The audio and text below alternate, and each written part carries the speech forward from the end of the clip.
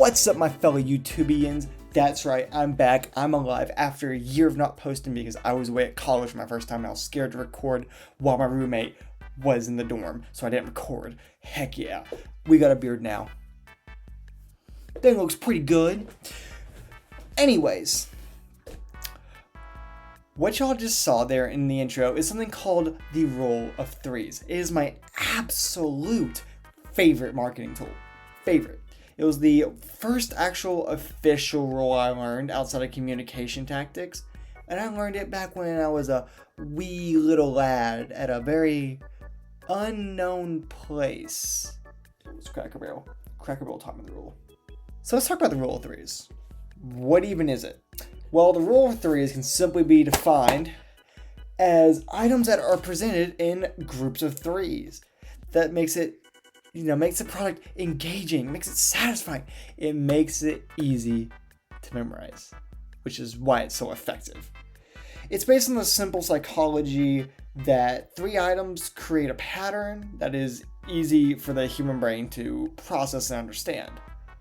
I'll talk about that study at the very end of the video. You don't want to miss the study either because it's really interesting how they took over 26 people and ended up going through an hour-plus long study to come out with just this. On though, why does it have to be 3? Why can't I stack 4? Why can't I stack 5? Hell, why can't I stack 6 or more? Well, 4 in hindsight, it makes sense. It's only 4 items. It's even. It seems like the symmetry would be perfect for our brains. You're wrong. It's awful for our brains. With 4, we are forced to make symmetry, which symmetry is easy to make, but it looks very unnatural. And then it can lead to clutter because it's unnatural and because you're forcing it to have symmetry.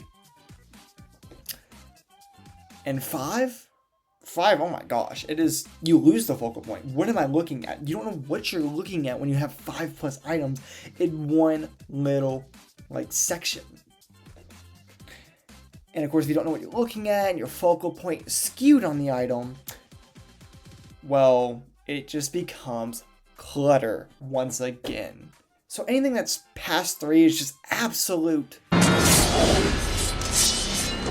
madman. You're a madman. So what's the benefits of actually using the Rule 3? Why should we even bother with it in visual merchandising? Well, the benefit is, the top one is cross-selling.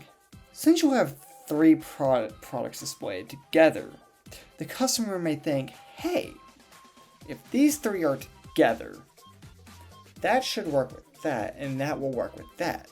It's similar if we were to have shampoo, conditioner, and then body mist in one thing. So it's okay, if I'm gonna get shampoo, I gotta have the conditioner with it. But wait, even after a shower, I want to make sure I smell all nice, so I have to have the body mist that also correlates with the smell of the shampoo conditioner. Then you have upselling. If you've ever worked retail sales, they push you on upselling. They always want you to buy the more expensive product. So a way you may do this is having your hair dryer, and you may have a hairbrush that would help with cross-selling. But then you may add on another hair dryer. So for example, if we take take the great value hair dryer. Then we have the very nice presented hairbrush? Yeah, hairbrush. But then we have the Dyson. You're gonna go, okay, I want the Dyson because I know that brand a lot better than I do the Great Value, and I know I'll get more bang for my buck with that. So upselling is another part. So far with the benefits, we have upselling and then cross-selling, both making you significantly a lot more money. And then finally, you can have variety. Variety, in my opinion, will work the exact same as cross-selling because variety, you're putting a lot of things that are similar, but they're different in their own ways that could spark another sale. So someone may see the hair dryer and then, the hairbrush, and they'll be okay, there's a good bit of it here. I can now brush my hair after I'm done blow drying it, and then we can bring back I didn't mention it, but we can then add in some hair care stuff, like some hair gel or something like that. Be a good variety to have in a roll of 3.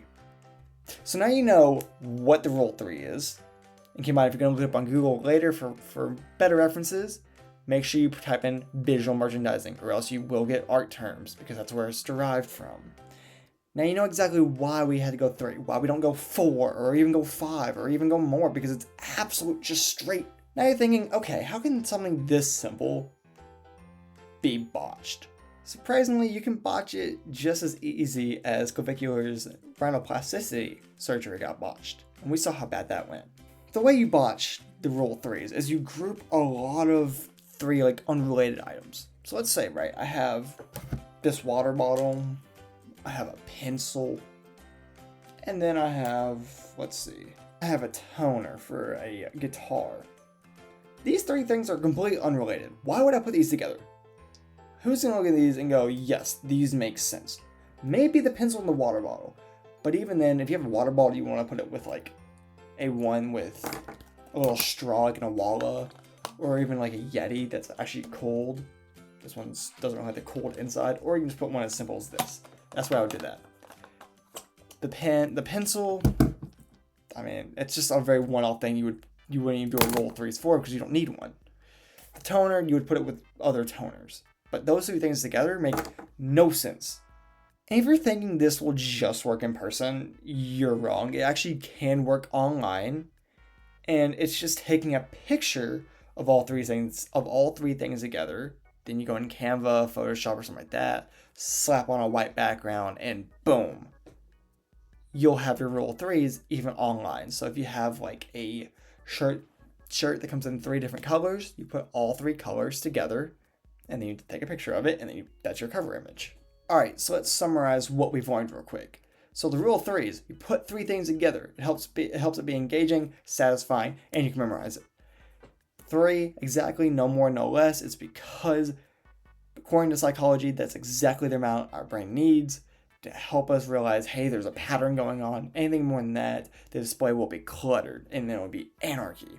Of course, the benefits, cross-selling, upselling, and then of course you have variety that also leads to more upselling.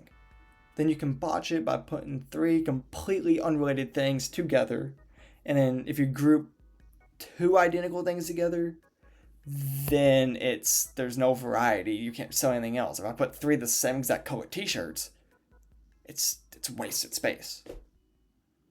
Now let's talk about the study. This study was done in 2018 at the University of Ohio State. The researchers were Ian. He is the assistant professor of psychology and economics there. Then his partner is a postdoctoral researcher. The design of the study was actually fairly simple. It's 26 adults that were monitored using an MRI machine, probably around their head, because it was mainly measuring their hippocampal, which is somewhere in the brain, and your prefrontal cortex. But they wore it, and they did it while creating a visual task. And the task was to watch 12 images and the task was watching 50 series of 12 different images. The faster they answered, the more money they got, which was the financial incentive of it. Now, the images could be literally anything. It could be patterns, or it could be completely randomized. So after they did 50 series of 12 different photos, they found out 2 things. The brain processes pattern learning entirely different than probabilistic, which is where the rule of 3 comes in, because it is a pattern of 3 things that are alike but slightly different, which is why it's easier to memorize. Pattern learning, of course, is if you're driving and you have the GPS going and it says, hey, make a left, right, your brain is going to go, oh yeah, okay, that makes sense. It's a pattern, left, right, X amount of times.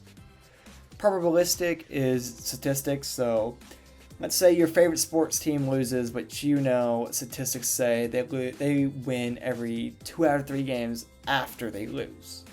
The second thing they found out is the brain is actively hunting for structural rules. It wants structure. It doesn't want something completely that doesn't make sense. So then next time it sees it, it can make faster and more accurate decisions. So I hope you all now love the rule of 3 just as much as I do. And don't forget to have a little fun with it.